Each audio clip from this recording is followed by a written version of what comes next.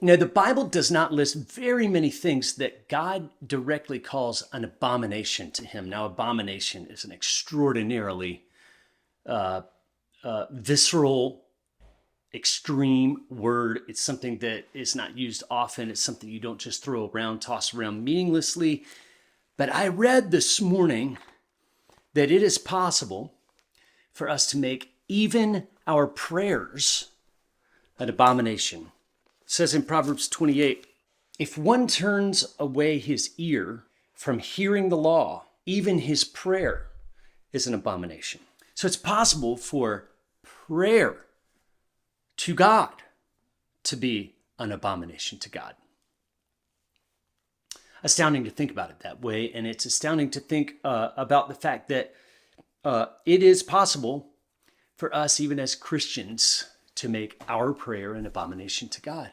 If we turn away from the law of God, if we turn away from hearing what God has to say to us through his scriptures, through his revealed word, then it is possible that God will become so angry with us that he will consider our fruitless prayers, our pious, Pharisaical, whitewashed tomb prayers an abomination to him. We don't want to be guilty of that. And yet we find so often that one of the things that pastors around the world, and especially actually in America, are very quick to turn away their ear from hearing what God has to say about abortion, what his revealed will is. Now, here's what I mean by that. I don't want to sound too extreme by saying, if you're a pastor and you're not speaking on abortion all the time in your pulpit, then God is not listening to your prayers and they are an abomination to God. But it is possible for that to be the case. If you are aware of what the strong language is concerning the shedding of innocent blood in the Bible and what God's law says about our responsibility as leaders to talk about the abomination of the shedding of innocent blood,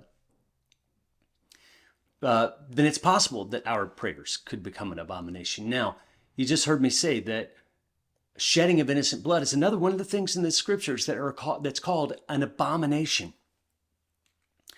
And the shedding of innocent blood is one of the things that can turn God away from our prayers. Here is the first chapter of Isaiah, chapter 15. When you spread out your hands, I will hide my eyes from you. Even though you make many prayers, I will not listen to them. Your hands are full of blood. Wash yourselves, make yourself clean. Remove the evil of your deeds from before my eyes. Cease to do evil. This is Isaiah 1. Verses 15 and 16, your hands are full of blood. And so I'm not going to listen to what you pray. I'm just not going to listen. You are not serious about following me. You are not serious about obeying me. You are not serious about the things that I have asked you to be serious about. And in this way, we can turn even our prayers into an abomination before God. Here is what I'm saying. Pastors, ministry leaders, lead well. This is one of the things that we as Passion Life go around the world teaching and training on often is the responsibility of leaders to not be quiet, intentionally be quiet on the things that we know God has revealed his will on.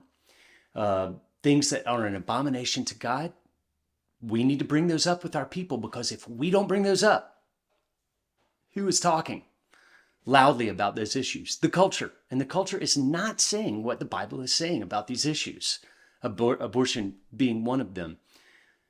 Our people will listen to the loudest voice in the room. And if we're not speaking about abortion, people will assume that it's not important to God, or they will assume that God really doesn't have a strong opinion on it, or maybe he's even fine with whatever we decide. The culture is saying that abortion is so often a compassionate answer to problems that people have.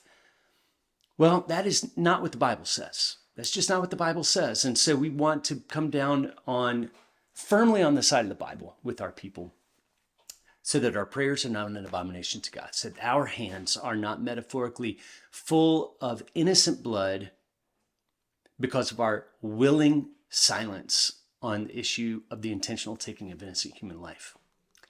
Preach, speak, talk, have conversations with people. Don't be afraid of the topic of abortion. In fact, the fact that abortion has become such a popular thing to talk about in the news media and on the television screen and on social media means that we can have these conversations now. I mean, we could have them before, but right now is the time to press forward and express our opinions on what the Bible says about the shedding of innocent blood. Don't be afraid to talk about it. Don't be afraid to preach about it. Don't be afraid to lead well. If you will lead well, God will meet you and he will supply.